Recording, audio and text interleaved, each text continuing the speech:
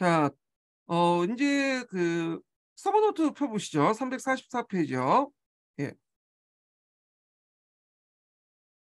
자, 앞에 이제 동서관계 변화부터 이제 시작할게요. 예. 브렌트의 동방정책 관련된 내용부터 보죠. 그 당시 이제 서독의 3인당 브렌트 수상이 동방정책을 추진했는데, 동방이라는 것은 서독의 입장을 때 동쪽에 있는 국가들이죠. 그러니까 동유럽이나 뭐 러시아, 그런 국가들하고 이제 관계 개선을 이제 하려고 해요. 그래서 동독에 대한 강경차 대학어가 분당을 심화한다는 생각과, 그래서 적극을 통해 변화하자. 그래서 동유럽 공산주의 국가와 평화와 화해를 모색을 했다. 그러니까 동독을 국가로 인정하죠. 그래서 동독의 실체를 인정하고 평화 공조에 상당히 기여하려고 했다는 거죠. 그 예전에는 하슈타인 원칙이 있어요.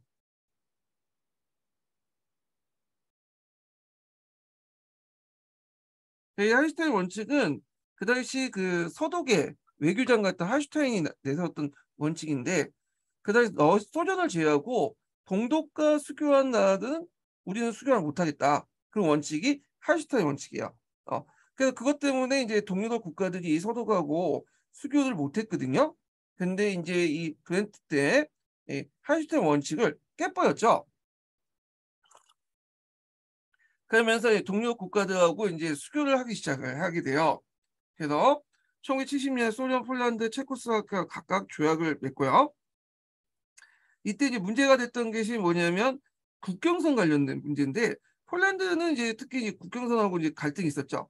예, 전에도 말했지만 그 당시 폴란드의 동부 지역이 소련 국경선에 편입하는 과정에서 소련이 대신 오데르 나이세스 강을 중심으로 해갖고 서쪽 지역, 동쪽 지역이죠. 이 동쪽 지역을 폴란드에 편입을 시켜버렸어. 그래서 그때 많은 이제 동독인들 거기에 살고 있었던 그런 독일인들이 많이 이제 뭐냐면 다시 동독으로 이렇게 이동을 하고 그랬거든요. 예. 그래갖고 이런 문제 때문에 이제 그 당시 이제 폴란드 국경 문제 때문에 이제 문제가 생겼는데, 그냥 오데르 나이사스 강 이전을 국경에서 인정을 해주는 그런 이제 정책을 했던 거죠. 아, 그래서 이제 서독과 폴란드, 그러니까 앞에 동독이라고 했는데 서독이에요. 예. 서독과 폴란드의 어떤 국경선을 오데르 나이센스로 인정해줬다. 예. 이 오데르 나이센스는 앞에서 얘기한 것처럼 폴란드에게 잃었던 뺏었던 땅을 소련이 보상하는 대가로 서독의 오데르 나이센스 강을 떼어줬는데, 그 과정에서 많은 이제 서독인들이 이제 그 땅을 뺏겼죠. 이주하고. 근데 그걸 그냥 인정한 거죠. 음. 그리고 이제 여기 안 나왔지만 브렌트가 또 한 게 뭐냐면 이제 그, 그 폴란드하고 이제 뭐 수교를 할 때 과거사 청산이 상당히 중요했어요. 그래서 유대인들 많이 죽었잖아요. 폴란드 유대인들. 그래서 가갖고 이제 유대인들 사과를 한다고 무릎을 꿇고 막 그런 액션도 취하긴 했죠. 예. 자, 그 다음에 1972년에 독일과 서독의 상호 승인 내용한 기본조약, 불가침 조약을 또 체결했다는 거. 그래서 그 결과 이제 서방 국가들이 동독을 승인했고요. 거꾸로 이제 독립 국가도 이제 소련도 서독을 승인했죠. 그래서 1973년 동독과 서독이 함께 유엔에 가입을 했다. 아, 그래서 나중에 이제 이 브렌트 동방 정책이 독일 통일에 상당히 많이 기여를 해줬다고 해요. 독일 통. 헬무트 콜 총리 있죠. 기민당 정권인데, 하여튼 이 브렌트의 동방 정책을 바탕으로 해서 나중에 1980년대 독일 통일에 크게 기여를 했다. 이렇게 보시면 될 것 같아요. 자, 이거 예전에 한번 동방 정책 관련된 문제가 시험에 나왔고요.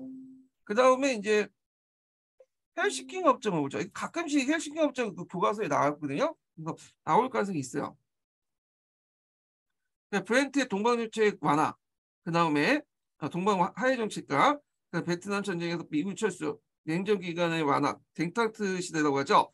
그래서 1970년 대탕트에 맡겼는데, 대탕트라는 거는 좀 해빙이라는 거예요. 예전에 열전은 상당히 이렇게 분위기가 쌓여있잖아요. 싸우진 않지만. 그래갖고 냉전이죠. 냉전은. 그래서 냉전기의 대입이 다소 완화한 시기를 대탕트 시기라고 하죠. 그래서 이제 오랜 냉전 시기 때 지친 사람들, 공상 세력의 내부 변화, 미국의 외교 정책 변화에 대한 세계 정세에 변하면서 1970년대 이제 대탕트 시대를 맞게 되는데, 그게 이제 했던 것이 이제 닉슨 독트린이라든지 그다음에 이런 것도 이제 여기죠. 닉슨의 어떤 중국 방문, 국제연합 가입 승인, 그리고 이런 것들. 그래서 이제 냉전이 쫙 해서 완화해서 대탕트 시기가 넘어간 게 1970년대거든요. 그래서 그걸 배경으로 헬싱키 협정을 맺어지게 돼요.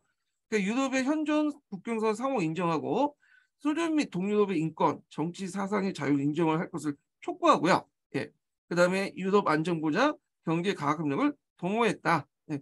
헬싱키 협정 되게 중요한 거니까 좀 기억을 해두시는 게 좋을 것 같아요. 예. 자, 저는 미국 대통령의 이제 역할은 이제 좀 아까 했죠. 트루만, 케너디 이렇게 있는데 여기에서 트루만에서 최저임금 인상했다는 거, 주택보조금에 대한 보조금 지급 결정했다는 거 중요한 건 아닌데 아까 지금 빠진 내용이니까 좀 얘기를 했고요.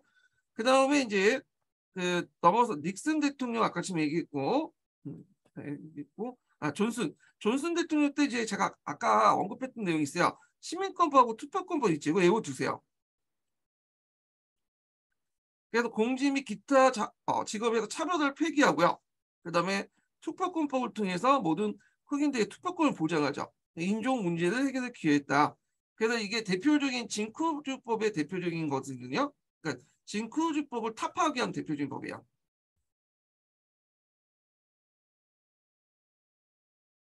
그런 것도 좀 기억을 해두시고, 그래서 이거는 중앙정부에서 뭐냐면 만드는 법이기 때문에 그 밑에 주정부가 지켜야 돼요. 예. 그 남부조도 이 법에 의해서 이제 징크로즈법 같이 이제 차별화나 투표를 못하게 하는 그런 것들을 폐지시킨 거죠. 예. 자, 하여튼 있고, 그 다음에 빈곤에 대한 무조건 전쟁을 선언했다. 그래서 전 미국인의 상대로 빈곤 퇴치 계획을 실시했고, 아까쯤 얘기했처럼 이제 존슨 대통령 때 베트남 전쟁 때 본격적으로 기임을 냈죠. 통킹만 사건 때문이죠. 이것도 외워두시죠. 뒤에 나왔던 거니까 기억을 해주시고, 뭐 닉슨 대통령 독도는 이제 앞에 얘기했고, 거기 이제 베트남 전쟁에서 이제 파리 협정을 맺게 되죠. 근데 2년 후에 국가도 베트남 공산 정권이 수립됐다. 예. 그 다음에 이제 레이건 대통령하고 부시 클린턴은 시험을 나올지 않을지는 안 나올 것 같긴 한데 그 교과서에서는 그 사람을 언급을 하고 있고 최근에 뭐 환경 문제 니오 회담도 나왔잖아요. 그래서 한번 교과서를 보고 좀 훑어주세요. 예. 그래서 제가 이제 요구가는 이제 시간 관계에서 넘어갈게요. 지금까지 시험 문제 나누진 않았는데 최근에 이제 니오 회담이나 이런 것들이 나왔기 때문에 나올 가능성이 좀 있긴 있어요. 예. 근데 일단 넘어갈게요. 다음에 기출 나오면 뭐 그때 이제 기출문제 나오면 좀 강의를 하기도 하죠. 네, 여러분은 이제 꼭 기억을 해두셔야 되겠죠. 예, 한번 읽어보세요. 그냥 교과서 찾아서 교과서 정도만 이제 파악을 해두시면 될 것 같고요. 자, 그 다음에 이제 중동 문제를 볼게요. 자, 중동의 제일 문제가 이제 팔레스타인 운동이죠. 팔레스타인 문제죠. 그때 이제 그 유럽에서 시오니즘이 학살이 됐어요. 그래서 이제 유대인들의 약속의 땅, 자 팔레스타인으로 돌아가자. 그 운동이 일어났고, 자 그 운동을 이제 자극시킨 이제 선언이 있었죠. 예. 이 선언이 이제 벨푸어 선이야. 여기가 이제 1차 세계대전 때 이제 일어났던 거거든요. 근데 영국 같은 경우에는 이제 유럽에 전선을 많이 이제 병력을 파견하고 있었기 때문에 중동을 신경 쓸 수 없었어요. 근데 중동이 상당히 그 노른자 땅이죠. 왜냐하면 그 당시에 석유를 많이 생산하니까 중동을 확보할 필요가 있었잖아요. 근데 영국 혼자 그걸 확보하기 힘드니까 그 당시 유대 자본들의 필요성을 좀 끌어들이려고 했어. 로스차일드 같은. 그래갖고 이제 그 당시 영국 외상 벨프가 그 로스차일드에게 이제 전쟁에 필요한 자금을 조달하기 위해서 유대 민족의 본고지 건설 호의를 보인다. 이 약속을 했거든요. 그래서 유대인들이 전쟁 끝나고 우리 지원을 해주면 그 로스차일드가 해서 이제 유대인들 자금을 우리가 영국한테 지원해주면 나중에 전쟁 끝난 후에 그 국민적 고향 유대인의 그 팔레스타인 지역에 독립국가를 허용한다. 이런 걸 이제 서신을 보냈거든요. 그래갖고 이제 1차 세계 이후에 이제 영국 위인 통치의 팔레스타인 지역에 유대인들 인구가 증가됐어요. 그러다 보니까 그 지역에 살고 있는 아랍인들의 어떤 적개심이 증가될 수밖에 없겠죠.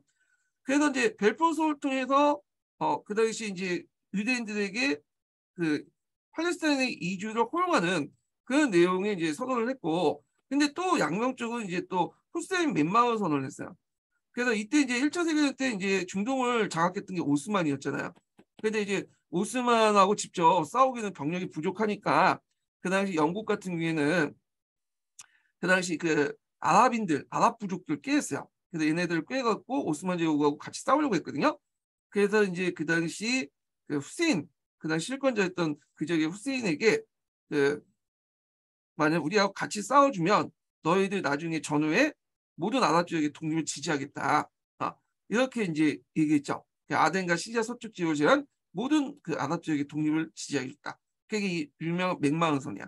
그래서 유대인들에게는 벨포르서부터 유대 국가를 지원을 해주고 지지해주겠다고 얘기해놓고, 그 다음에 또 하나는 맥마흔선을 통해서 또 아랍인들의 어떤 독립을 지지하겠다고 해놓고, 자 이게 이제 상충된 거죠. 그 지역 자체가. 예. 아덴과 시리아 서쪽 지역을 제외한 것은 동쪽 지역을 의미하잖아요. 그러니까 여기도 지원해주고 여기도 지원해.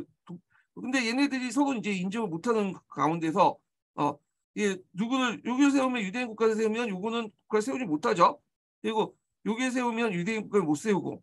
그러니까 이제 이게 전혀 다른 약속을 영국이 했다는 거죠. 근데 영국은 양쪽 국가의 어떤 그 독립 국가를 지지할 생각도 없었어요. 그냥 전쟁 기간 동안 유대인 자본이 필요했던 거고, 오스만 투르크에 대응하기 위해서 그 당시 아랍 부족들이 힘이 필요했기 때문에 이걸 한 거야. 예. 자, 그래 놓고는 이렇게 해놓고는 비밀리 전쟁 과정에서 사이코스 피코 조약을 맺게 돼요. 프랑스하고.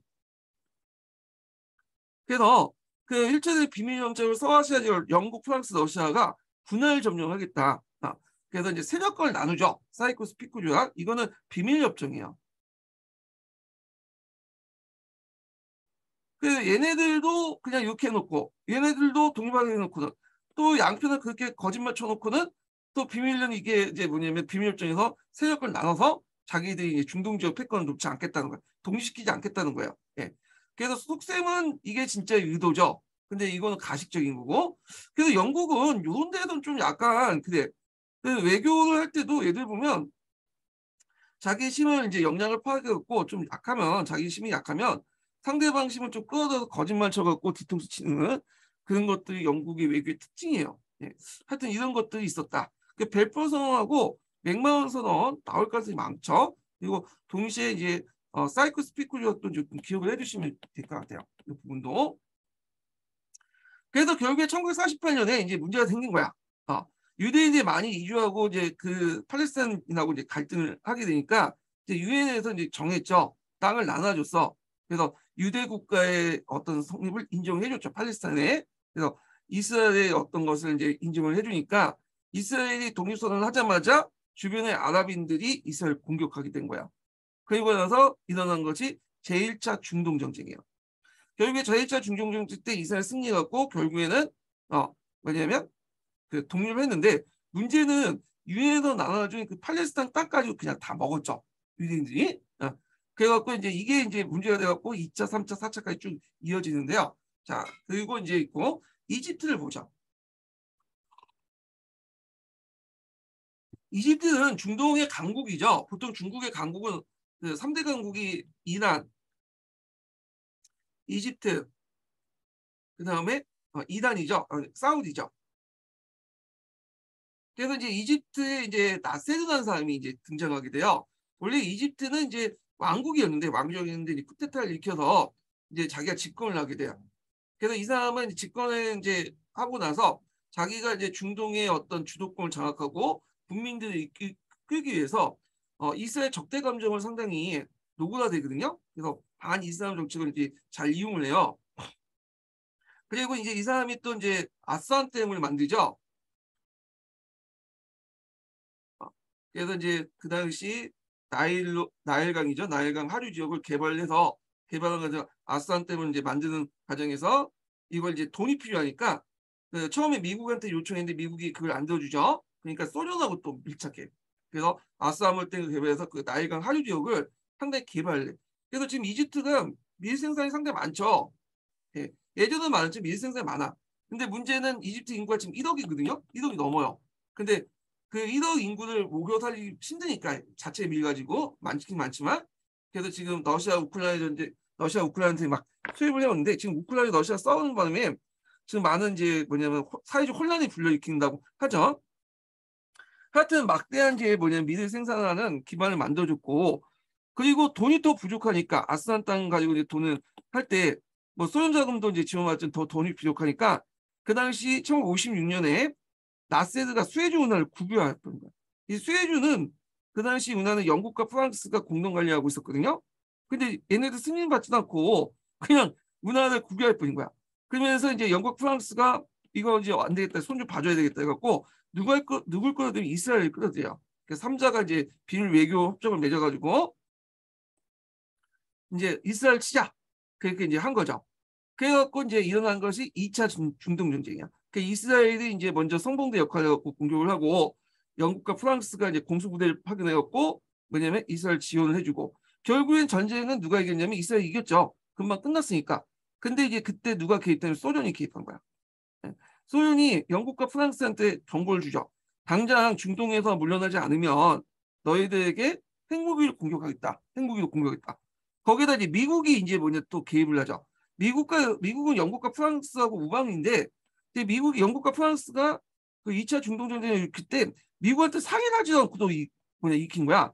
그리고 미국이 이제 종전 후에 내걸었던 그 정책이 제국주의 정책의 어떤 철폐거든요. 제국주의 침략의 철폐.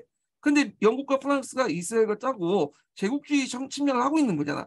그리고 잘못했다가 또 중동 지역 패권이 중동의 영향이 소련한테 뺏길 수 있으니까 미국도 개입해갖고 영국과 프랑스 외무장관을 불러갖고 너네들 만약에 그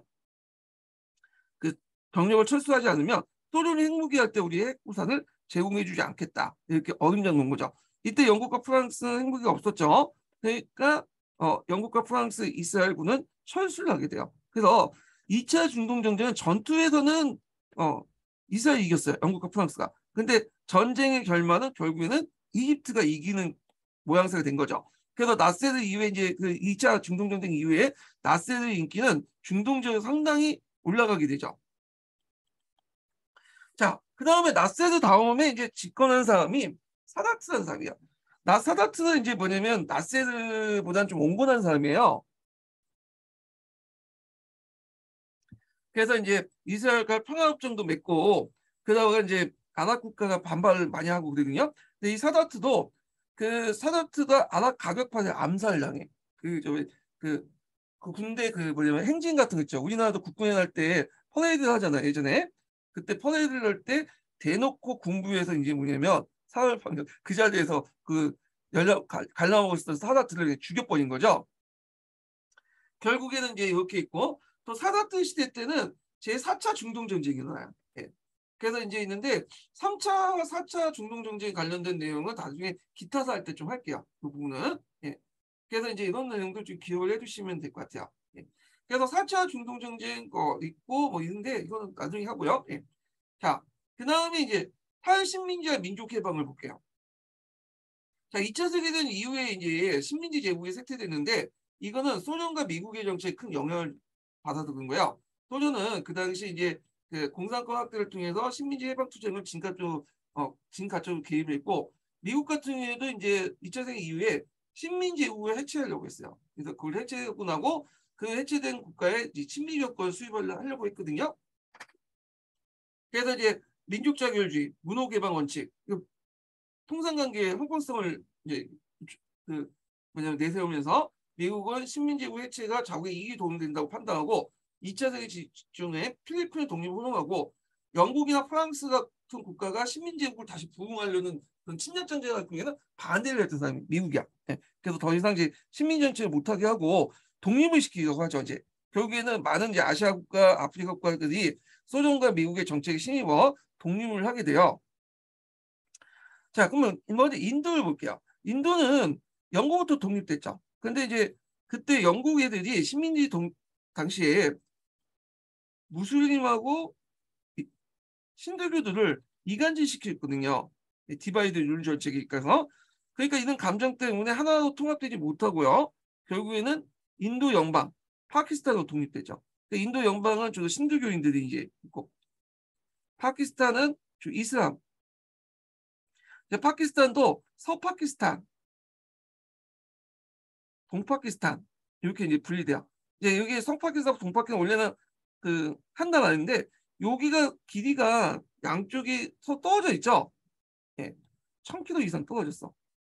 거기에다가 이제 동파키스탄, 오늘날 방글라데시 지역을 실제로 서파키스탄인들이 와갖고 통치하는 거야. 근데 동파키스탄, 서파키스탄은 종교만 신두교지, 종교만 이슬람교가 공통점이지 나라 그 문화나 언어나 인종이 완전 히 다른 곳이에요. 그러니까 당연히 동파키스탄에서 서파키스탄에 뭐냐면 그 지배를 인정 못하게 되고 결국엔 내전이 일어나요.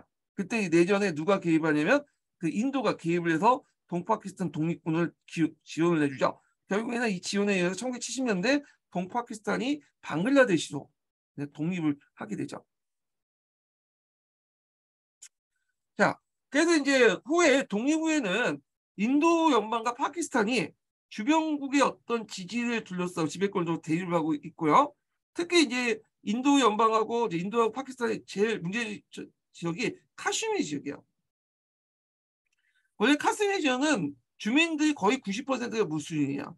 근데 국왕만 지배층만 거의 이제 뭐냐 지배층이 신주를 믿어. 그러니까 이제 그 인도하고 파키스탄 분리될 때 그 당시 이제 국왕이 그 난 신주를 믿으니까 인도 쪽으로 넘어가겠다 이렇게 한 거야. 근데 대부분 90% 이상이 그 뭐냐면 무슬림 믿고 있는데 그걸 당연히 반대를 하겠죠.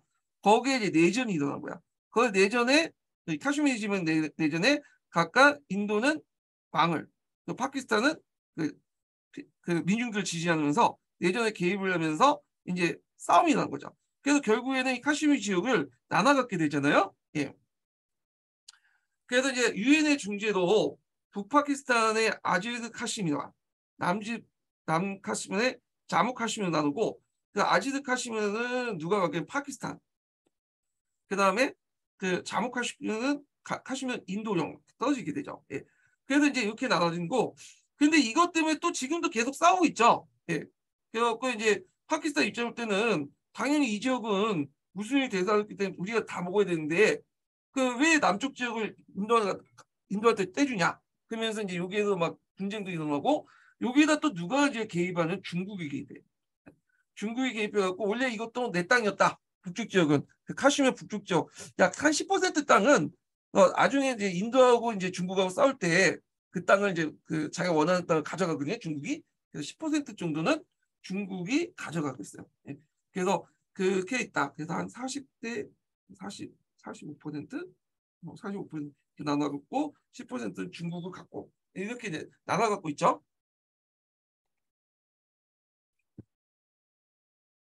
자, 그 다음에 이제 아까 말씀하신 인도가 이제 파키스탄을 이제 지원해줬죠. 동파키스탄. 그래서 현재 방글라데시가 되었다는 거. 자, 그러니까 베트남 전쟁은 그 나중에 좀 얘기할게요. 나중에 이제 그 동남아시아사 할 때 DMBF 전투 뭐 이렇게 이제 그 얘기를 하고요. 예. 그 다음에 제3세계 국가 형성을 볼게요. 자, 제3세계는 비동맹 국가라고 하죠. 1세계는 미국을 따르는 자본주의 진영, 그 다음에 2세계는 공산주의 진영. 그러니까 어디에도 가담하지 않는 이제 중립을 포방한 것을 제3세계라고 하고, 이 3세계 이제 수장 국가가 이제 인도나 중국이죠. 그래서 이제 최초로 이제 3세계가 이제 뭐냐면 콜럼보에 의해서 이제 열었어요. 비동맹 국가회가 배경을 보면 중국은 미국의 냉전 체제를 대처하고 중국 주변의 국제 관계를 평화하게 유지하기 위해서 아시아의 국가의 연대 강화가 필요했고 인도는 미국 소련편에 가담하지 않고 평화를 유지하기 위해서 중국과 협력 관계를 구축했어요. 처음에는 인도하고 중국 간의 사이가 상당히 화기애애했는데 나중에 이제 60년대 70년 넘어가면서 사이가 벌어졌죠. 왜냐면 이제 인도하고 중국 간의 국경 문제 때문에 왔어요. 그래서 영국이 그거는 맥마운 라인을 인정하냐 마냐 가지고 인도하고 중국하고 지네끼리 치고받고 싸우게 되죠. 근데 50년대까지는 나름대로 화기애애했어.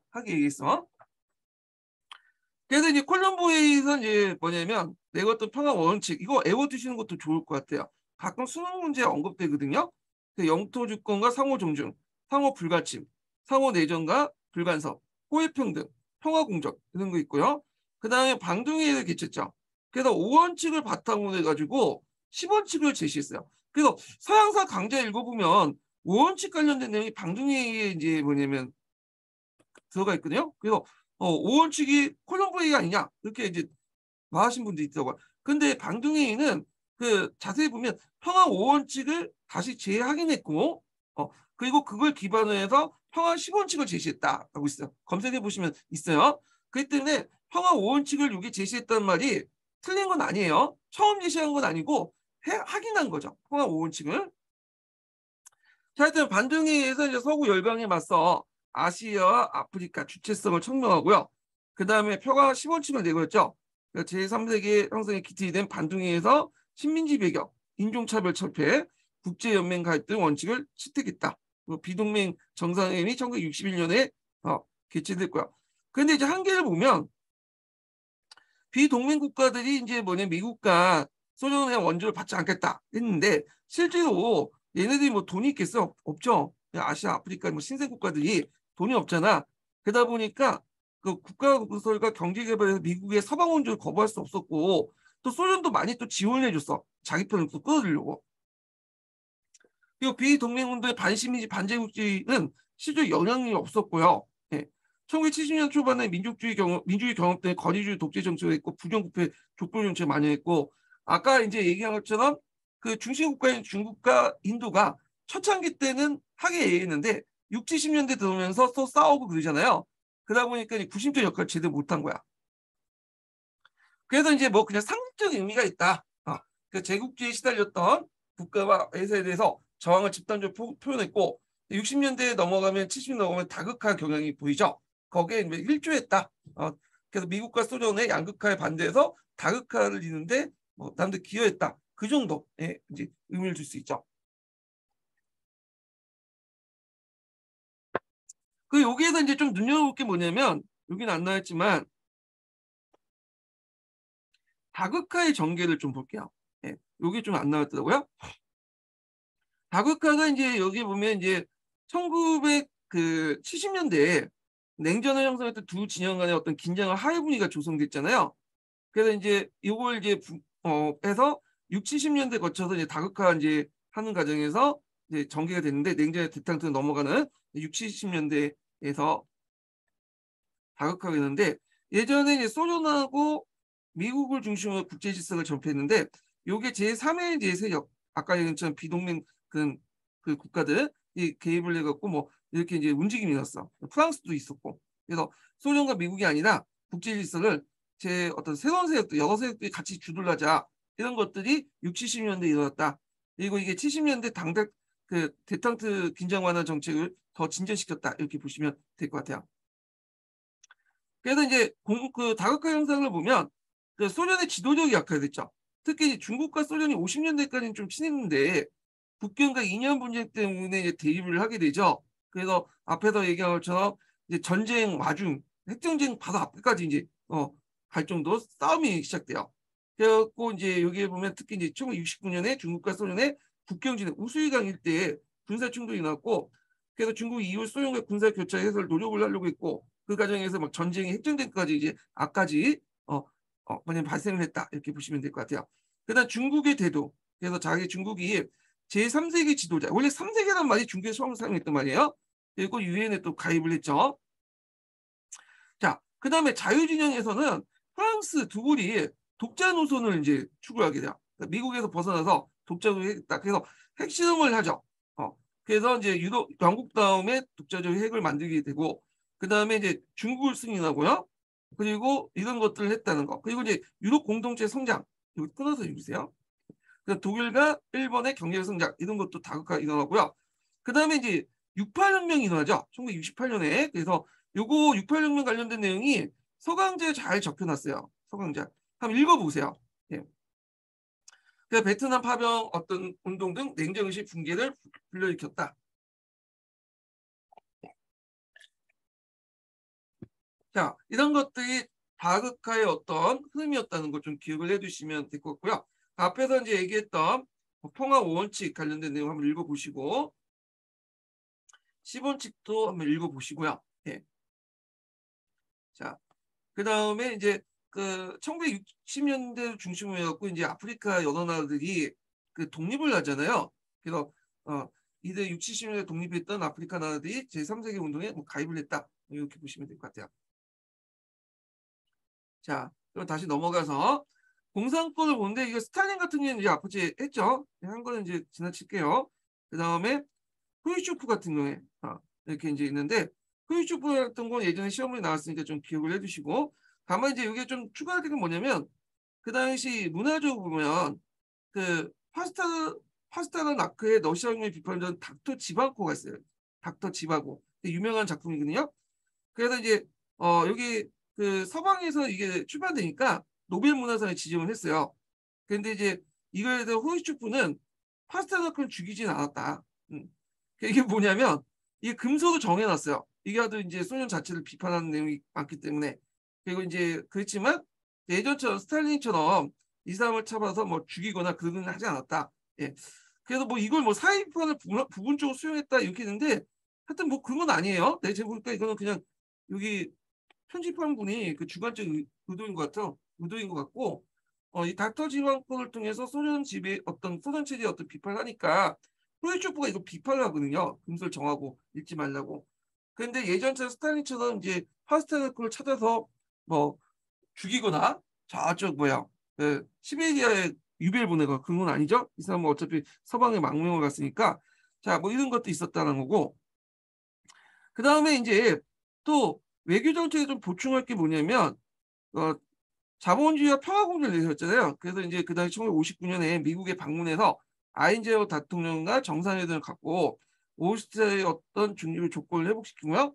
1956년에 유고슬라비아 티토는 이제 그 당연 다른 동유럽 국가들 같은 경우에는 그 친소 정권이 만들어졌잖아요. 근데 유고슬라비아는 좀 달랐어요.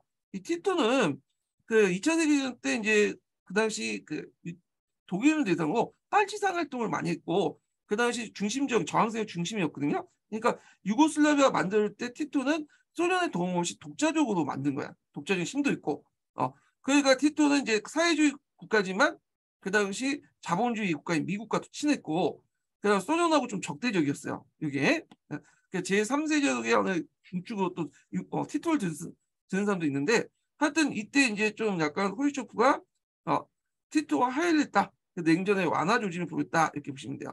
그래서 유고슬라비아 티토는 사회주의 그 국가지만 그 뭐냐면 자본주의와 친했고 오히려 소련하고 좀 적대적이었는데 이때 화해했다 이렇게 보시면 될 것 같아요. 이 제3세계를 이끌었던 국가 중에 앞에서 얘기한 중국 그 다음에 인도 또 유고도 있었다 이렇게 보시면 돼요. 이 유고슬라비아는 여러 민족들로 구성돼 있죠. 그게 나중에 이제 문제가 되죠. 이것 때문에 뒤에 좀 얘기를 하고 자, 동유럽을 보죠. 동유럽은 그 당시 소련의 위성 국가들이었죠.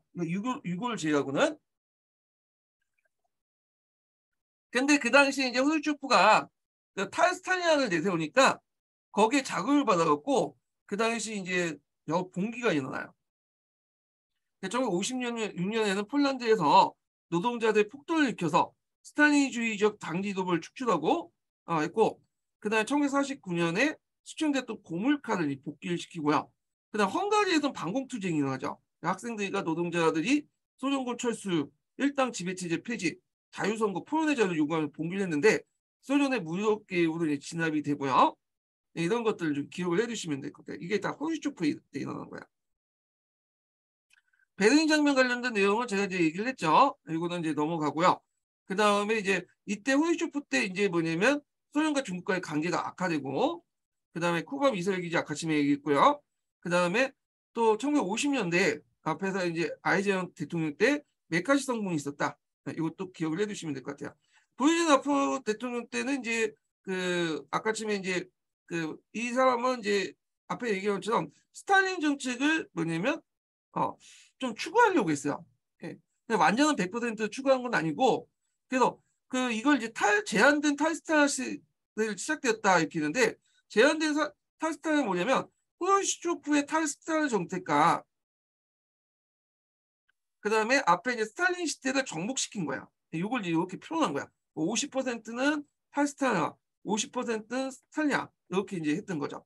그래서 이제 정치적 공산당의 결속과 독재권을 강화시켰고 동유럽에는 통제를 강화했는데 이때 1968년에 체코에서 스탈린주의자가 추방되고 두보체크가 집권했어요. 두보체크가 내각이 뭐냐면 인간의 얼굴로 한 사회주의거든요.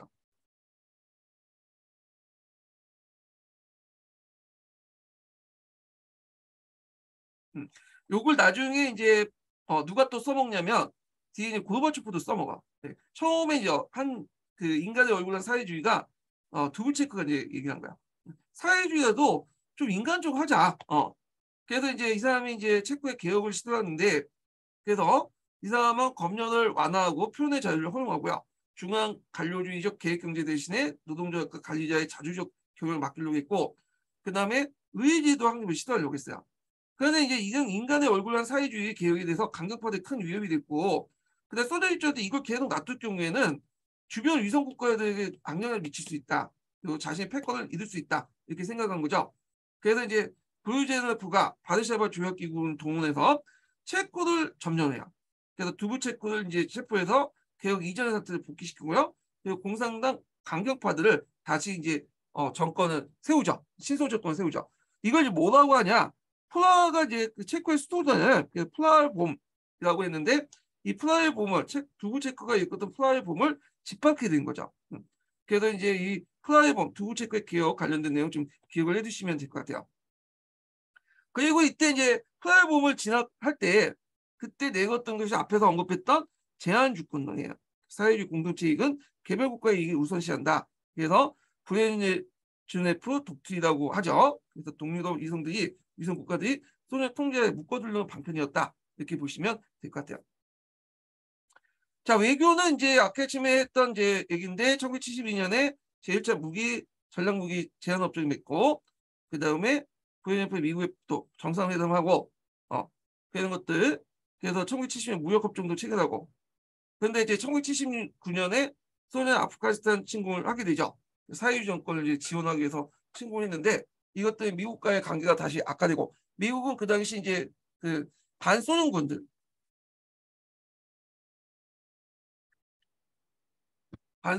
지원해 주잖아요. 그래서 게릴라 운동하는 그 미국이 그 당시 CIA를 통해서 각종 물자 무기들 지원을 하게 되죠. 예. 결국에는 이제 아프가니스탄에서 당한 이제 소련이 나중에 철수를 하게 돼요. 예. 그런 내용도 좀 기억을 해두시고. 자, 그 다음에 이제 소비에트 연방해체는 앞에서 했던 이제 미하일 고르바초프 때 이제 했죠. 그래서 미하일 고르바초프는 이제 소련의 여러 가지 문제점 이런 것들을 이제 해결하기 위해서 그 글라스노스트와 그 다음에 페로스트카를 했다. 그 요거 좀 외워주세요. 강력한 대통령제를 도입을 하려고 했지만 결국에는 쿠데타 실패하게 되고요. 그래서 이제 페로스트의 결과 경제 상황은 오히려 악화됐고 동유럽 국가에 대한 소련의 통제를 상실하게 되죠. 그리고 이제 이번에 시험 문제 나왔던 게 뭐냐면 체르노빌 원자로 발전사고요. 요거 외워두셔야죠. 네. 그래서 체르노빌은 지금 우크라이나에 있잖아요. 그래서 이번에 이제 러시아하고 우크라이나 전쟁할 때 우크라이나가 체르노빌을 뭐냐면 장을 해서 거기에 뭐 여러 가지 이제 못된 짓을 많이 했고 정보도 빼가고 해갖고 이제 문제가 생기는데, 체르노빌이 지금 그 원자력 발전사고 해갖고 많은 사람이 이제 죽고 그 피해를 입었죠. 지금도 체르노빌 움직이고 있어요. 예, 그래서 그 폭파된 사건 그 지역만 봉쇄를 해놓고 나머지 원전은 계속 가동 중이에요. 지금도. 예. 자, 소련 해체 과정을 앞에서 얘기했죠. 그 당시 이제 그 소련 각 공화국에서 소수민족 자립과 독립을 요구하게 되고, 특히 발트의 삼국들이 이제 독립운동을 하니까 그 당시 이제 어쩔 수 없이 이제 뭐냐면 그 처음에 이제 고르바초프도 이걸 막으려고 했지만 제대로 안 됐죠. 그래갖고 이제 그 당시 고르바초프는 연방을 구하기 위해서 공화국 간의 경제 유대를 유지하면서 중앙 정부의 권한을 대폭 공화국에 이양하는 새로운 연방을 제시를 하고 했지만 채택되지 않았고요. 그래서 결국 각 공화국이 독립을 허용하는 안이 채택되었다. 원래는 이제 이걸 채택했던 것은 이제 뭐냐면 주장했던 건 고르바초프고, 이걸 이제 채택한 건 나중에 이제 엘친 이후에 이제 애들 혁신파들에서 했고, 결국에는 쿠데타가 일어나고 나서 고르바초프가 사임을 하게 되고 엘친 시대에 넘어가게 돼요. 그래서 이제 엘친은 이제 예전부터 이제 러시아나 도시아 공화국 외에 그 나머지 소련 연방을 해체하자는 주장한 거야. 그래서 엘친 시대에 넘어가서 이제 에스토니아, 리투아니아, 라트비아, 발트 삼국이 독립되면서 그 연달아 이제 공화국이 이제 독립을 선언하게 되고, 그래서 11개 공화국이 독립국가 연합이 형성됐다. CIS가 형성되는데 11개에서 이제 뭐 다 여기 들어간 게 아니라 원래 그 러시아 연방공화국이 그러니까 소련이 구성할 때 16개의 연방공화국이 있어요. 근데 이 연방공화국이 다 이제 해체되고요. 그리고 11개 국가만 이제 독립국가 연합에 들어갔다 이렇게 보시면 돼요. 근데 이 독립국가 연합도 나중에 해체돼요. 예. 그래서 하여튼인데 엘친이 정치를 상당히 못했어요. 부정부패 많고. 결국에는 이제 엘친이 나중에 임기 3개월 남을 때 그때 누구한테 이제 대통령을 권한을 위임하냐면 푸틴한테 위임하죠. 갑자기 뜬금없이 회에서는 그때 그게 1999년인가 그럴 거야 아마 그때 푸틴한테 갑자기 위임을 해요. 푸틴한테. 왜냐하면 예측해 볼 때 어차피 다음 대통령 선거 자기가 이제 그 여당이 되지 못하고 야당이 대통령이 되면 자신이 부정부패 많이 저질렀기 때문에 처벌받을 거 생각한 거야. 그러니까 이제 푸틴하고 이제 서로 얘기를 나눠서 내가 너한테 위임을 해줄 테니까 대통령 권한을 너가 한번 이제 좀 약간 그걸 바탕으로 대통령이 되라. 대신에 너가 대통령이 된 다음에 나를 좀 약간 정치적 보복하지 말라고 그냥 약속한 것 같아. 그래서 예친이 이제 대통령 3개월 남기고 푸틴한테 위임을 하게 되고 푸틴은 그걸 이제 위임받은 걸 바탕으로 이제 나름대로 인지를 쌓고 다음 대통령으로 이제 당선이 되죠. 그리고 나서 옐친에 대한 정치적 보복을 안 하죠. 약속대로. 예. 옐친은 좀 약간 이제 혁명 뭐 타고난 선택을 한 것 같아. 하여튼 정치는 되게 못했어 이 사람이. 예. 그렇기 때문에 이제 푸틴이 이제 대통령 되면서 강력한 러시아. 푸틴 때 또 석유값도 올려놨잖아요. 그러다 보니까 국민의 어떤 적극적인 지지를 받고 거의 20년 동안 지금 장기 집권하고 있어요. 지금. 자, 그 다음에 동유럽을 보죠. 네. 동유럽 혁명. 그러니까 이제 그 당시 그 1980년대 후반부터 했던 그 90년 초반까지 그 영어 혁명. 예전에 뭐 그 동독 정권 붕괴와 관련되어 한번 언급됐었거든요. 한번 볼게요. 자, 고르바초프가 등장하면서 이제 브레즈네프 독트리가 폐지되고 위성국의 어떤 자결권이 인정하죠. 예. 그러면서 그 영향을 받아갖고 그 당시 그 소련의 영향력이 있었던 폴란드, 체코슬라바키아. 그 당시 체코슬라바키아는 같은 국가였죠. 지금은 분리돼 있지만 그 다음에 헝가리, 그 다음에 이런 국가들 안에서 이제 뭐냐면 민주화 운동이 일어나요. 그러면 이제 동유럽을 먼저 볼게요. 1989년에 폴란드 공산주의 체제가 붕괴되는데 그때 이제 적극적으로 역할을 했던 사람이 바엔사죠.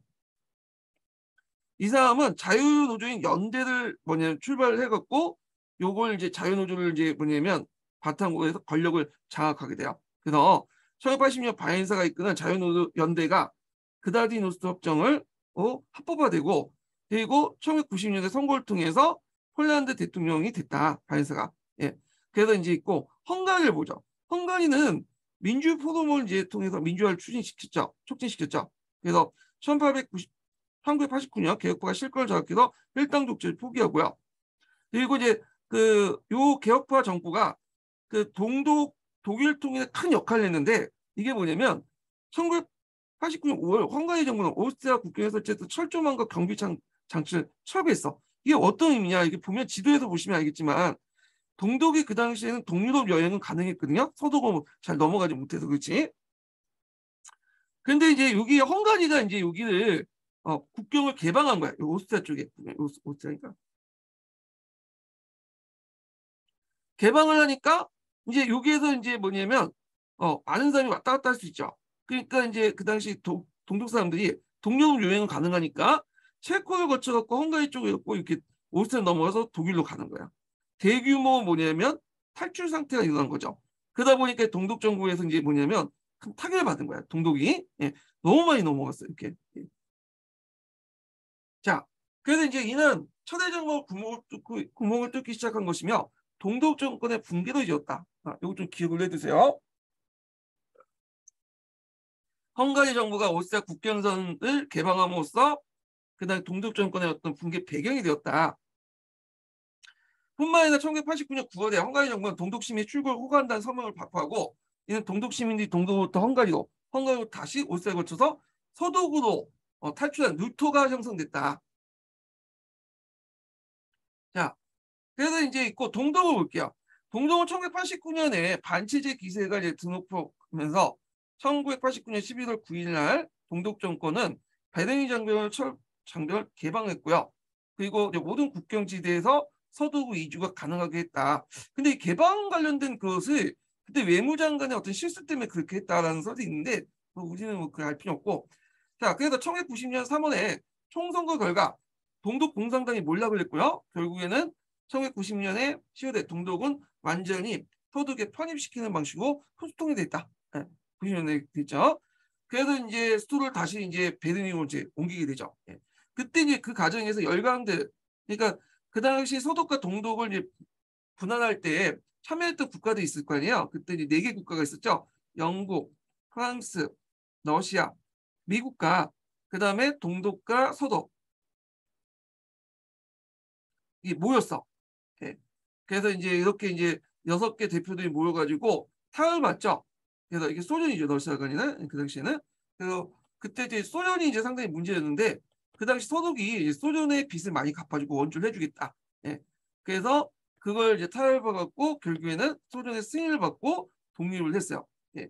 그래서 이 4 플러스 2 회담이라고 하는데 4에서 2 플러스 회담이라는데 결국에는 이제 이렇게 해서 이제 독일이 통일됐는데 독일 통일 관련된 내용이 이제 기출문에 나왔거든요. 05년도에 한번 기억을 해두시고요.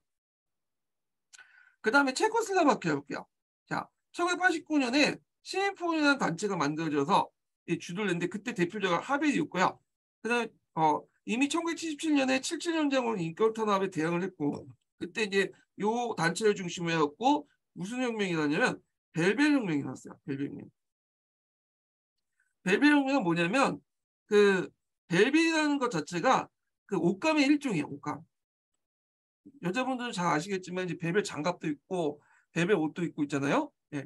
그래갖고 예전에 제가 여자친구가 이 벨벳을 되게 좋아했어요. 예. 그래서 기억이 나.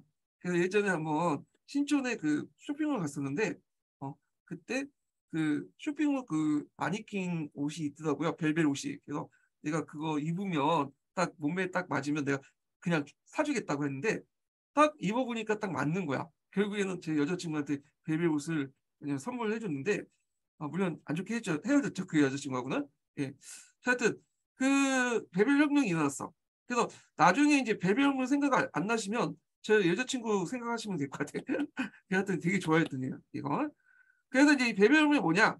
비폭력 혁명으로 민주화를 요구하는 대규모 반정부 시위로 공산당 정권을 결국 붕괴시켰다. 그리고 벨벳 혁명 좀 기억을 해두시고 그리고 이제 체코와 이제 슬라바키아는 문화적으로 언어적으로 좀 달라요. 그래서 결국에는 1993년에 체코와 슬라바키아가 나눠지죠. 오늘날. 예. 그래서 이제 보시면 체코하고 슬라바키아가 나눠졌다. 이렇게 보시면 돼요. 자, 그래서 이제 이렇게 이제 봤고, 그다음 유럽 통합 관련된 내용을 보죠. 유럽 통합 관련된 문제가 예전에 기출문에 나왔죠. 예. 그래서 유럽 통합 관련된 내용은 서양사 총론을 좀 보시는 게 좋을 것 같아요. 서양사 개론이나 서강제도 있긴 있는데 총론이 되게 자세히 돼 있어요. 예. 그래서 거의 이제 서계를 커버하고 더 플러스 알파, 그리고 기출 예문에 있는 여러 가지 이제 내용들 그런 것도 이제 그 서양사 총론에 있거든요. 예. 그래서 서양사 총론을 좀 봐주시고요. 그리고 제가 정리한 것도 거의 보면 서양사 총론 관련된 내용을 좀 정리를 했어요. 그리고 교과서에도 유럽 통합 관련된 내용들이 많죠. 자, 그럼 유럽 통합의 역사적 배경을 보죠. 두 번째 인증번호 알려드릴게요. 두 번째 인증번호는 91번입니다. 네, 두 번째 인증번호 91번입니다. 자, 일단은 역사적 배경을 보면 중세 민족 이동의 결과 계기로 게르만 민족이 유럽 국가의 민족적 기반이 이뤘다는 거. 그래서 그때 이제 그 기반이 됐던 이제 뭐냐 문화 공동체 기반이 됐던 국가가 프랑크 왕국이죠. 프랑크 왕국. 그래서 프랑크의 왕국의 역사는 그 뭐냐면 프랑스사기도 하고 독일사기도 하고 이탈리아사기도 한다고 했잖아요. 그래서 이제 그때 이제 대표적인 인물이 이제 카울루스 왕정. 그래서 유럽에서는 유럽 통합에 크게 기여한 사람들은 이게 카우스 대제상을 줘요. 그래갖고 이제 해마다 줘갖고 유럽 통합에 기여를 해준 사람한테 줬다. 이게 예전에 기준에 나왔던 거죠. 자, 그리고 이제 나중에 신성로마 제국도 이제 일종의 유럽 통합의 어떤 상징적인 역사적 배경이었다 이렇게 보시면 될 것 같아요. 그리고 20세기 때 2차 세계대전을 겪으면서 이제 서유럽 국가들이 가치관과 문화를 공유한 소속감을 가지게 되고 특히 이제 여기는 안 나왔지만 이제 유럽이 패권을 잃었죠. 소련이나 중국이나 미국한테 넘어갔잖아. 그러니까 이제 우리끼리 하나 더 똥똥 뭉쳐야 된다는 그런 생각을 가질 수밖에 없었어요.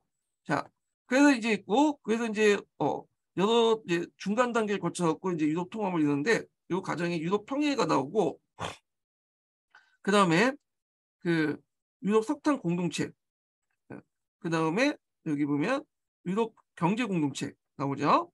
그리고 공동체 이렇게 해서 이제 마스트리트 조약을 통해서 EU가 이제 성립되죠. 예. 자, 그럼 유럽 평화를 보죠. 유럽 평의회는 해국 평의회를 거쳐서 유럽 통합 필요성을 인식했어요. 그래서 철지 주도하되 유럽 평의회가 형성이 구성됐고요. 그래서 구성을 보면 스트라스부르의 본부를 둔 유럽 장관회의와 자문총회의 대표를 파견했어. 그런데 이제 여기에서 독재 정권이었던 스페인, 포르투갈 지역이나 그리스 동료 국가는 제외시켰죠. 예. 그래서 지금도 유럽 평의회가 이제 뭐냐면 있어요. 물론 이제 상징적인 거예요, 이거는요. 정기적으로 스트라스부르에서 해협을 가지면서 전반적인 어떤 정책을 수립하고 회원국의 불만의 사항을 조절하고요. 항해 노래 같은 것들 이제 해서 평의회 지정국을 설치하고 회기를 유럽 내 공공건물이나 개인차에 발도록 하게 하고 회기라는 것은 유럽 평의회 회기를 말하는 거죠. 그렇지만 이거는 거의 뭐 상징적인 그 수준의 조직이기 때문에 회원국에 대한 구정을 가지지 못했다. 네.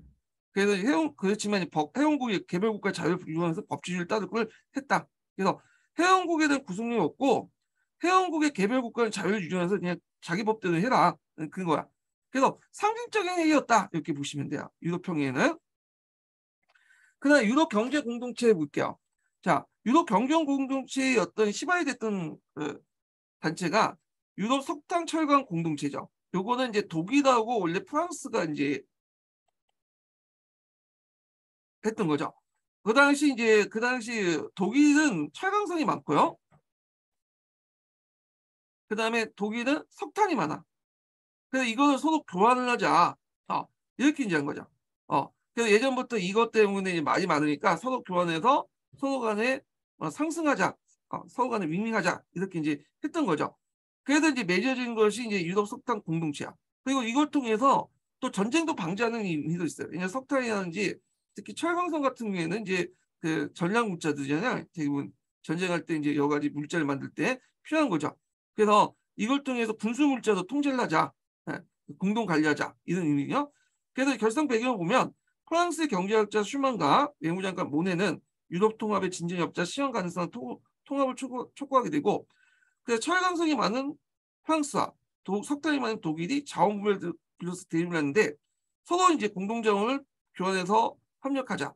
그리고 군수물자를 통제하자. 뭐 이렇게 한 거죠. 처음에는 슈메나의 계획 따라서 이제 프랑스와 독일이 철강청을 창설했어요. 공동 간청을 만들었는데 요게 누가 이제 참여하게 되냐면 이탈리아, 베네루스 삼국. 베네루스 삼국은 어디예요? 벨기에, 네덜란드, 그다음 루셈부르크죠. 자, 요게 추가되면서 석탄 철강 공동체가 창립됐다. 그래서 이제 이 유럽 석탄 철강 공동체가 만들어지니까 요걸 이제 바탕으로 또 확대시킨 게 뭐냐면 유럽 경제 공동체 EC죠. EC. 그래갖고 이제 그 프랑스, 서독, 이탈리아, 네덜란드 6개국이 로마 조약을 체결하게 돼요. 그래서 그 당시 유럽 경제 공동체를 창설하게 되고, 이거 나중에 이름을 이제 그 유럽 공동체로 개칭을 하게 되죠. 1967년에. 그 로마 조약은 예전에 시험 문제 나왔어요. 이거 외워두셔야 있죠. 그리고 이제 유럽 위에도 개설하게 되죠. 자, 그러면 이 과정을 통해서 이제 유럽 경제 공동체 EC가 만들어진데 그 기반이 됐던 조약이 로마 조약이야. 그래서 그 로마 조약이 시험 문제 나왔는데요. 관세 상호 폐지, 그다음 공동 관세 설정, 그 다음에 지역 내 노동과 자본의 이동의 자유, 농업, 운수, 통상, 금융, 사회 등 강범위한 분야에 거쳐 공동정책 수립, 유럽 투자은행 설립, 이걸 했다는 거. 이거 두시고요. 자, 대륙에서는 이렇게 유럽 대륙에서 프랑스와 서독을 중심으로 해서 이 시가 만들어졌는데 이에 대해서 이제 영국은 여기 참여하지 않았죠. 영국은 좀 뭔가 유럽의 어떤 그 대륙 방향하고 다른 식으로 이제 운영을 하려고 했던 국가야. 자기들 이제 유럽 국가 생각을 평상시 안 했던 국가이기 때문에. 자, 하여튼 영국을 중심으로 해갖고 여기에 참여하지 않았던 많은 나라들이 여기 또 참여해요. 유럽 자유무역협의체에 참여해. 이건 영국이 주도한 거야. 이거는 얘네들이 이제 서로 뭐냐면 두 개 기구가 유럽 통합을 주도를 했던 시기였다 이렇게 보시면 돼요. 그래서 유럽 대륙의 계속 및 연영망 이원을 원하지 않았던 영국이 주도에 결성했고, 그래서 영국, 스웨덴, 노르웨이, 덴마크, 오스트리아, 스위스, 포르투갈이 있고, 그래서 회원국 상호 간의 자유무역을 축제하는 대신에 공동 관세를 부과하지 않는다 이렇게 있어요. 근데 이 두 개 따로 이제 구성됐던 유럽 경제 공동체와 그다음 유럽 자유무역 협의체가 하나로 합치게 돼요. 이게 뭐냐면 EC죠. EC 유럽 공동체. EC는 나중에 이제 EU의 기반이 되는 단체죠.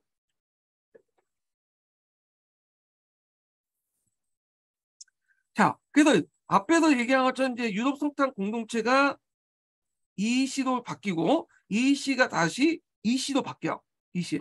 근데 예전에 참여하지 않았던 여기 있었던 국가들, 유럽 자유무역 협의체에 있던 국가들이 여기에 대거 참여하게 되죠. 그래서 전 유럽 공동체가 이제 바뀌게 되는 거야. 이게요.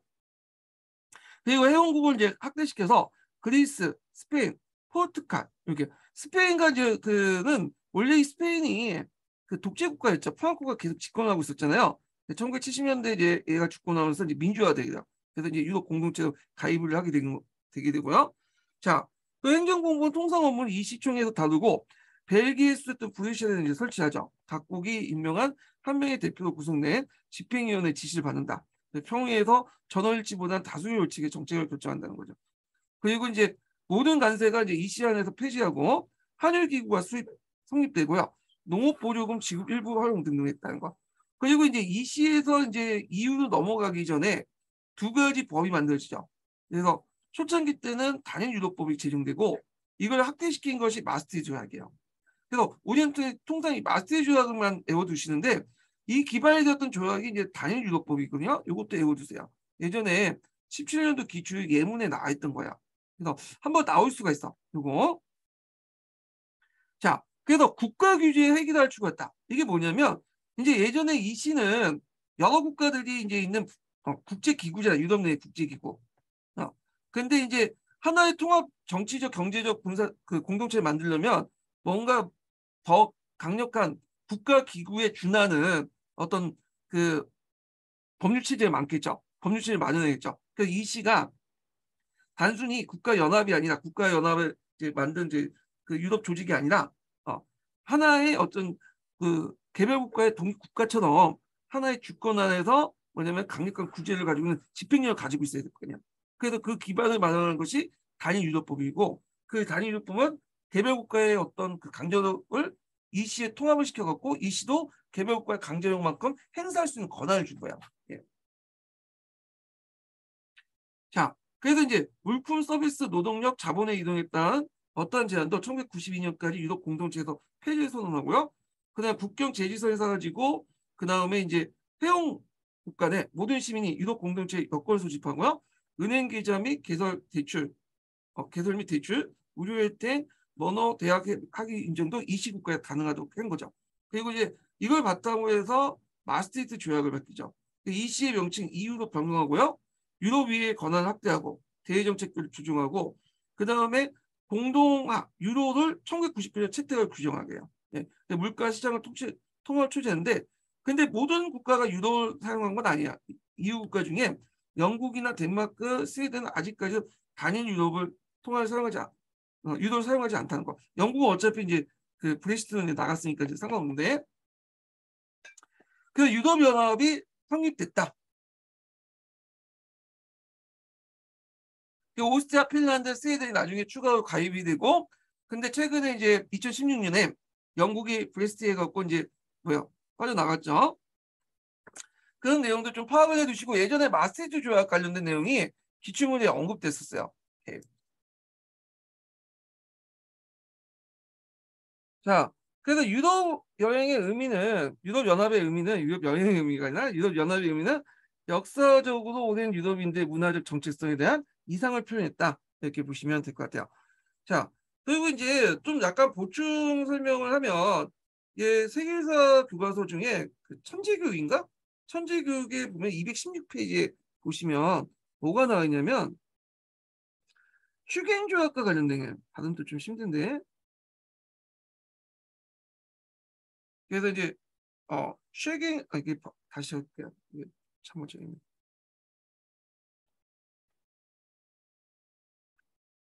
거기 보면 이제 세깅 조약이 있어요. 세깅 조약. 세깅 조약이 있는데 이게 이제 그 유럽 연합 회원국 간의 통행을 규정하는 협정이거든요. 그래갖고 이게 이제 2011년에 맺어졌어요. 그래서 앞에서 얘기한 것처럼 이제 여기 보면 회원국 모든 시민들이 유럽 공동체 여권을 소지하고 유럽에 있는 그 EU 회원국들은 그 뭐냐 여행 자유 가능하다고 했잖아요. 근데 그 실질적으로 이제 요거보다는 마스터 조약보다는 이 쉐갱 조약이 이제 그 뒷바닥이 되는 거야. 예. 요건 좀 기억을 해두시면 될 것 같아요. 그래서 이게 기용이 되면 이제 그 뭐냐면 이게 2011년인가? 2011년에 만든 조약인데 그 전에도 이제 뭐냐면 1985년에 누셈부르크 남부 지역 세계내에서 독일, 프랑스, 벨기에, 네덜란드, 누셈부르크 자국의 누셈부르크가 자국의 국민 비자 없이 자유롭게 이제 뭐냐면 다닐 수 있도록 서명을 했고 그리고 95년도에 시행을 했고요. 근데 이 세계 조약은 원래 그 나라만 했던 건데 2011년에는 유엔이 또 뭐냐면 다른 나라도 참여해가지고 이 세계 조약을 그 뭐냐면 대상국을 확대시켰어요. 그래서 여러분들 이제 유럽에 갔을 때 이 세계 조약에 의해서 EU 국가면 어디든 갈 수 있죠. 물론 이제 요 EU 국가에도 세계 조약에 가입되지 않는 국가가 있어요. 좀 못 사는 동유럽 국가들 있죠. 이런 거는 EU 국가지만 뭐 루마니아나 불가리아나 이런 나라는 뭐 따로 이제 여권을 발행하고 건너갈 수 있거든요. 그래서 이 세계 조약에 가입되지 않는 나라들이야. 예. 그래서 EU 국가 중에 한 7, 80%는 이 세계 조약에 의해서 서로 간에 왕래가 가능하다. 그래서 자연 유럽 여행이 가능하다. 이렇게 보시면 될 것 같아요. 자, 그래서 요 내용이 그 당시 이제 세계사 교과서 있죠. 15년 개정 교과서 세계사 관련된 내용이 있으니까 쉐깅 조약도 한번 찾아서 공부해 주시는 게 좋을 것 같아요. 이게 2011년에 확대된 조약이에요. 예전부터 있었던 조약인데 2011년에 확대된 조약이었다. 이렇게 보면 될 것 같아요.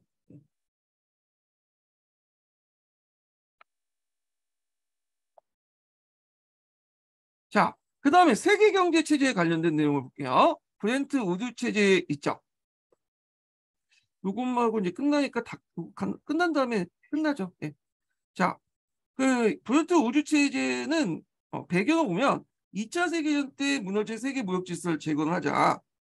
2차 세계 이전에 대공황이 일어나는데 대공황이 일어날 때 이제 유럽의 선진 국가들, 뭐 미국이나 프랑스나 영국들이 그냥 각계 격파하면서 자기끼리만 놀았잖아. 그러다 보니까 이제 거기에 소외됐던 그 독일이나 이탈리아 이런 나라들이 이제 침략 정책을 일으켰던 거 아니에요. 이런 것들을 이제 뭐 대처하기 위해서 유럽의 어떤 이제 정치적 문제, 그러니까 유럽이나 세계 경제 문제가 일어날 때 이걸 공동으로 대처할 수 있는 어떤 세계 기구가 필요하다. 그렇게 생각을 한 거야. 그래갖고 이제 그 이렇게를 통해서 이제 뭐냐 국제 무역을 또 확대하고 한일 안정시킬 필요가 있다 한 거죠.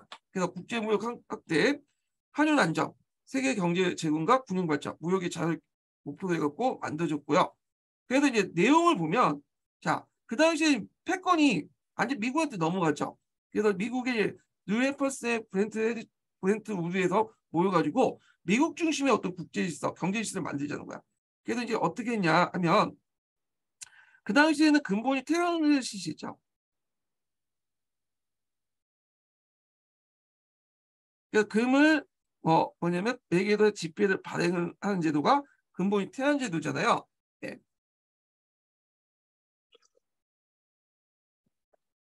그러니까 근본이 태안을 바탕으로 해서 어, 환율을 안정화시키자 이런 이제 결정을 하게 돼요. 그 중심국가 미국이죠. 미국의 달러를 기준으로 하자. 그래서 그 당시 이제 미국이 전체 금 보유량의 거의 70%를 가지고 있었거든요. 금을. 그럴 수밖에 없는 게 1차 세계대전, 2차 세계대전 때 그 당시 미국이 군수국으로 발달되면서 유럽의 무기를 많이 갖다 팔았잖아요. 그래서 이제 그 당시 미국이나 영국이나 프랑스나 유럽의 은들이 다 미국으로 넘어갔어. 네, 전쟁 물자를 받는 대신에 그 미국한테 그 가치로서 그 대가로서 이 금을 미국한테 줬거든. 그러니까 미국이 전 세계 70%를 갖고 있는 거야. 그러니까 근본이 태환을 하려면 당연히 미국이 중심이 될 수밖에 없죠. 그래서 그 당시 이제 1달러 그 1온스에다 이걸 35달러로 바쳤어요. 예. 그리고 여기에 대해서 이제 미국 35달러를 가지고 오면 그 미국의 연방준비이사가 연방준비 제도가 그냥 1온스를 금을 주는 거야. 이런 식으로. 네. 그래서 미국은 이 달러를 그 금에 매개를 해갖고 발행을 하도록 이렇게 한 거죠. 그래서 이렇게 미국만 이제 금에 태양을 맞춰놓고 나머지 국가들은 금이 없잖아. 그러면 어디에 맞추냐면 미국 달러에 맞추는 거야. 그래서 달러를 기준으로 해서 나머지 뭐 영국, 프랑스, 뭐 일본 등등등등 국가들이 이 달러를 기준으로 해갖고 뭐냐면 자기 통화를 가치 고정시켰죠. 이런 식으로 해서 고정환율제가 시작된 거죠. 그래서 미국의 달러를 35달러를 1온스에 맞춰놓고 금에 그리고 미국 달러만이 태어날 수 있도록 만들고 그리고 나머지 통화들은 그 달러를 기준으로 해갖고 자기 자국의 통화를 고정시켜 놓았다. 이게 고정환율제예요. 약간의 뭐냐면 변동은 좀 허용하더라도 이 체제가 뭐냐면 브랜드 우드 체제였다. 이렇게 보시면 될 것 같아요. 네. 그래서 협정을 유지하기 위해서 따로 이제 우리가 알고 있는 국제통화기금 IMF나 그다음에 국제부흥개발기구 이런 것들을 뒀죠. 예, 이런 것들을 뒀다는 거 좀 기억을 해두시고요. 근데 이게 처음에는 잘 유지가 됐어. 미국이 이렇게 해놓고는 또 앞에서 마샬 계획을 했잖아요. 이 마샬 계획 때 이제 유럽에 달러를 풀었어요. 왜냐하면 달러가 기축통화가 되려면 이 달러가 기축통화죠. 기축통화를 확고히 유지하려면 달러를 많이 써야 될 거냐. 그러면 미국의 달러를 풀 수밖에 없어요. 그래서 마샬 계획 때 미국의 달러를 풀고 또 이제 유럽이 어느 정도 경제적 성장을 하니까 유럽이나 일본이나 뭐 독일이나 뭐 프랑스의 많은 제품들이 미국으로 들어오게 돼요.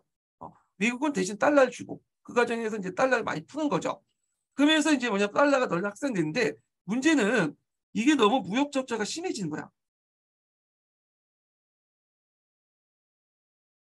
그래서 이제 미국은 만성적인 이제 뭐가 되냐면 수익국이 되는 거고 그리고 다른 국가들 미국 외에 이런 유럽이나 일본이나 이런 국가들은 수출국이 되는 거죠. 근데 이게 그 무역 수저 수지가 균형을 이루면 모르겠는데 이게 뭐냐면 미국 맨날 숫자 그 수익국이 되니까 미국은 만성적으로 뭐가 되는 채무국이 되는 거고요. 무역 숫자 수지 적자가 누적돼서 이쪽은 채권국이 되는 거죠. 그래서 이런 나라들이 이제 자기가 이제 가지고 있는 달러를 미국한테 뭐냐면 돌려달라고 미국한테 이제 그 가서 그 달러 바꾸기 시작해 조금씩 바꾸기 시작해. 그러니까 당연히 미국이 달러가 어떻게 되겠어요? 이쪽으로 넘어갈 수밖에 없죠. 넘어갈 수 없고 거기다가 미국이 베트남 전쟁에 참여하잖아요. 그러니까 베트남 전쟁에 참여하고 하니까 이제 자국의 보유한 달러도 적은데 달러 상관없이 그냥 막 돈을 찍어내 달러를. 이걸 이제 달러가 많은 태환 증권이지만 태환 지표지만 실제로 이렇게 불태환 지표를 많이 발행을 해요. 그러니까 이거에 대해서 이제 가만히 지켜보고 있었던 그 여러 나라들이 불안한 거야. 네. 그러니까 이제 프랑스가 이제 그거에 대해서 닉슨 대통령인가 그 사람이 이제 프랑스의 누구야? 갑자기 생각나 드골 대통령이 예전부터 이제 예전에 1962년에 이걸 지적했어.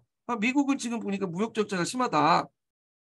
근데 그걸 우리는 달러를 믿고 지금 미국에 수입을 하는데 미국이 나중에 돈을 이렇게 바꿔줄 수 있겠냐 금으로 막 해서 이제 하니까 이제 음을 그 포했거든요. 그래서 드골이 이제 음을 표하고 나중에 또 베트남 전쟁 때 막 달러 그 막 찍어내니까 프랑스에서 이제부터 시작해서 세계 그 유럽 국가들이 미국한테 요청을 한 거야. 이제 우리 갖고 있는 국가에서 갖고 있는 달러를 그 금으로 바꿔달라고 하는 거죠. 근데 닉슨이 돈이 있나? 없죠. 그러니까 이제 그 당시 닉슨이 1971년에 조치를 취했죠. 우리 못 바꿔주겠다. 배째가 나올 뻔인 거야. 1971년에. 그래서 이게 닉슨 쇼크라고 하죠. 그래서 더 이상 이제 뭐냐면 미국의 달러와 다른 돈을 금가로 바꿔주지 못하겠다 하니까 이제는 유럽 각국들 일본이 큰 타격을 줘요. 왜냐하면 일본이나 유럽 각국들은 미국의 달러를 지금 외환보유고 잡고 있잖아요. 가지고 있는데 갑자기 달러를 금가 못 바꿔주겠다 공식화 돼버리니까 달러 가치가 어떻게 될까? 막 떨어지는 거야. 막. 그러면 미국도 손해겠지만 일본이나 유럽 각국도 손해인 거예요. 네. 그러니까 이제 급히 모여서 그 1971년에 닉슨 대통령이 그렇게 발표하니까 12월 달에 그 스미소니언에서 모였어요.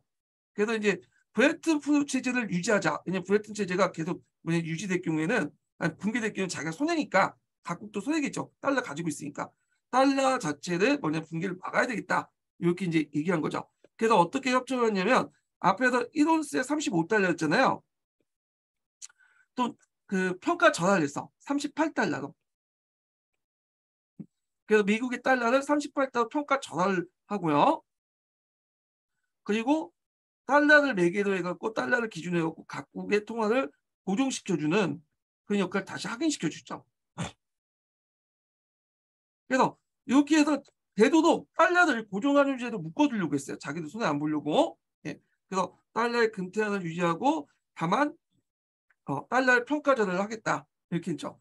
그럼 미국이 좀 만약에 38달러 유지하도록 자기가 노력을 해야 되는데 미국이 그냥 내버려뒀죠. 그냥 무역 수지 적자가 계속 뭐냐면 계속 적자가 되다 보니까 더 이상 이제 미국이 38달러 가지고 이론서 안 바꿔준 이제 되거든요. 그러니까 이제 나중에는 아예 포기해 버렸죠. 그래서 고정환율제를 포기하고 변동환율제를 채택했다. 그래서 나름대로 국제금융의 안정성을 이제 상실했다 이렇게 보시면 돼요. 그래서 이제 요걸 함으로써 이제 이걸 뭐라고 하냐면 킨스턴 체제도 킨스턴 협정이라고 해요. 킨스 협정을 통해서 종전에 브렌트 의류 체제의 고정환율제를 포기하고 병동환율제로 해갖고 이제 넘어갔다 이렇게 보시면 돼요.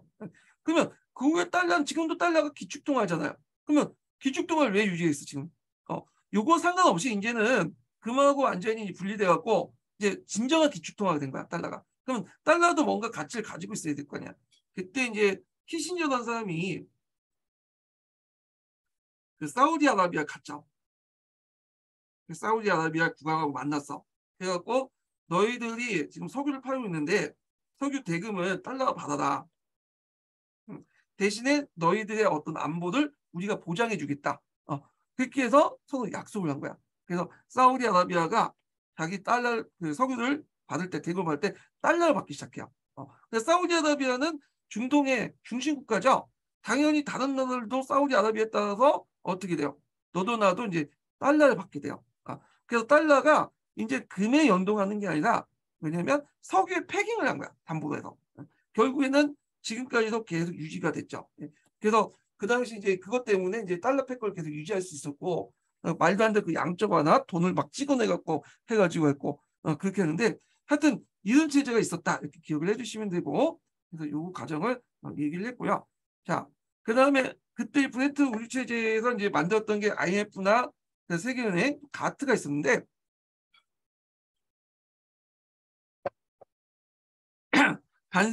가트는 이제 간세 및 무역에 관한 일반 업종이죠. 목표는 무역 교섭시 간세를 내리고 무역 확대를 한 건데 앞에서 이제 그 분류경제 있었잖아요. 분류경제 폐단을 이제 없애기 위해서 만드는데 원래는 이게 그냥 상품만 대상으로 했어요. 근데 이걸 서비스로 좀 확대시키고 하자 해갖고 여러 가지 라운드를 개최해요. 라운드가 다자이거든요. 그래서 이제 우루과이 라운드에서 타결을 받죠. 그래서 WTO로 확대 개편돼요. 세계 무역기구죠.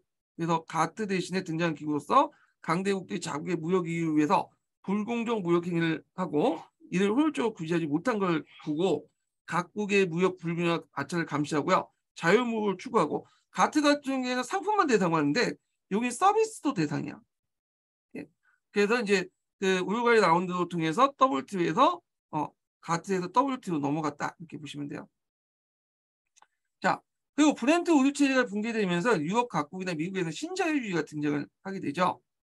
그 정부의 어떤 지출이나 규제를 줄이고 그리고 기업의 자연활동을 보장하자 이렇게 이제 하는데 영국 같은 게 대표적인 게 대처 리즘이죠. 그 다음에 미국 같은 경우에는 레이건 노미스가 있어요. 이 사람이 둘 다 보수적인 어떤 그 보수당 출신 공화당 대통령이고 보수당이잖아요. 그래서 1980년대 경제를 이렇게 신자유주의를 이끌었던 사람 두 명, 그 대처와 레이건, 대처 내중과 레이건 노미스인데 요 교과서에 있어요. 네, 교과서에 있으니까 보세요. 그래서 주요 내용은 뭐냐면 정부의 규제를 뭐냐 없애고 시장의 논리에 따른다는 거야. 기업들에게 세금도 깎아주고 그 다음에 복지 정책도 줄이고 그다음 노동자도 해고를 쉽게 할 수 있는 노동 유연화 정책을 하고 이런 것들을 했다는 거죠. 예.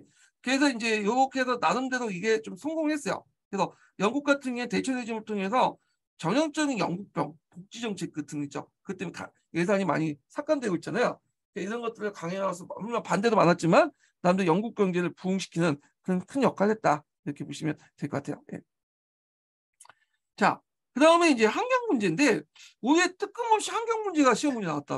예. 그러니까 원래 제가 이제 예전에 강독할 때 그 환경 문제나 뭐 이렇게 현대사회 문제나 이런 것들은 제외시키고 나왔거든요. 했거든요. 세계사 교과서에. 근데 오히려 환경 문제가 나왔어. 예. 그래서 여러분들 강독할 때도 이제 교과서 강독할 때도 현대사회 관련된 문제 예전에 그냥 넘어갔던 문제도 있죠. 읽지도 않고. 그래서 교과서를 읽을 때 그걸 부분도 보셔야 될 것 같아. 여기에서는 이제 시간 관계에서 환경 문제만 적어놨어요. 기출에 나왔던 거니까.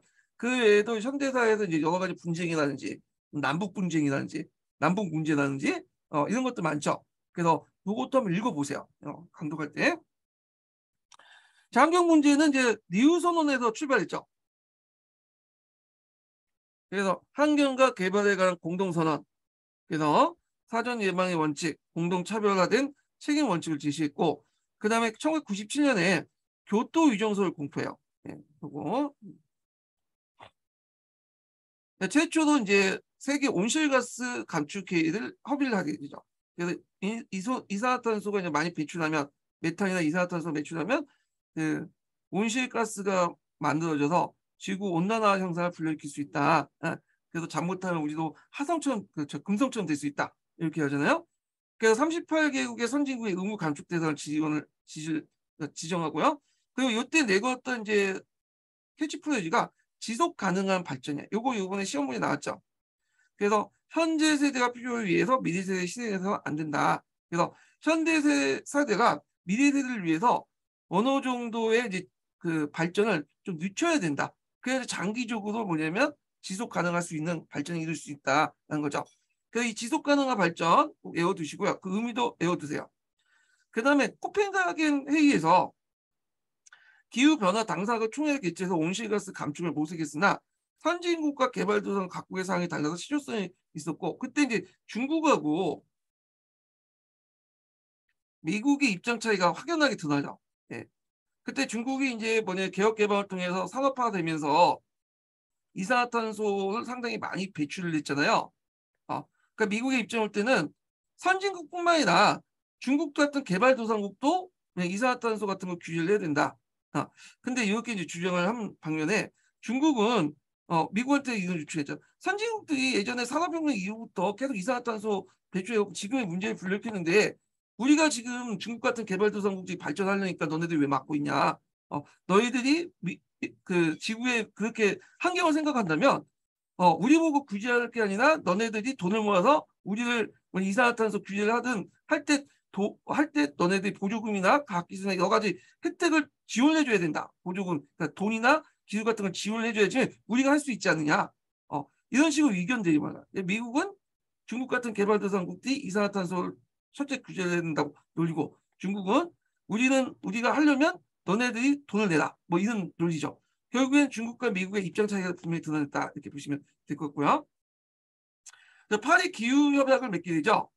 그래서 2020년에 종료된 교토 위정술 대처에서 파리 기후협약을 맺고 그래서 선진국 개발도상국 구분 없이 의무 가축 대상을 196개국으로 확대했는데 최근에 이제 트럼프가 여기에 탈퇴를 뻔했죠. 미국에서. 네. 뭐 이렇게 있다. 그래서 이거 시험 문제 나올 거 꼭 기억을 해두세요. 이거. 올해는 안 나오겠죠. 이미 한번 나왔기 때문에. 그래서 뭐 그래도 뭐 혹시 모르지 또 낼 수 있으니까. 예. 그러니까 기억을 해 두시고 그래서 이제 이렇게 해서 이제 서양사 다 끝났고요. 예. 다음 시간에는 중국사 넘어갈게요. 중국사어. 예. 그래서 있고 지금 기출문제 분석이 계속 진행이 되고 있군요. 근데 제가 좀 약간 지금 못하고 있어요. 제가 모의고사를 지금 계속 만들고 있기 때문에 시간이 없어 갖고 하여튼 뭐 기출문제 분석도 다른 이제 모의고사 다 끝나고 8, 9월, 10월 달 계속 어떤 할 테니까 이렇게 하고 그거 보시면서 또 강의 같이 듣는 것도 좋을 것 같아요. 예. 자, 오늘 끝났고 다음 시간에 뵙겠습니다. 다음 시간에도 이제 동영상 할 때도 중국사죠. 중국사 할 때도 이제 서브노트 있죠. 서브노트 하고요. 부족한 부분은 제가 이제 그 중국사 그 심화 강의 교재가 있어요. 제가 만든 그 심화 강의 교재로 이렇게 보충하면서 진행을 할게요. 예. 네, 오늘 수고하셨고 다음 시간에 뵙겠습니다.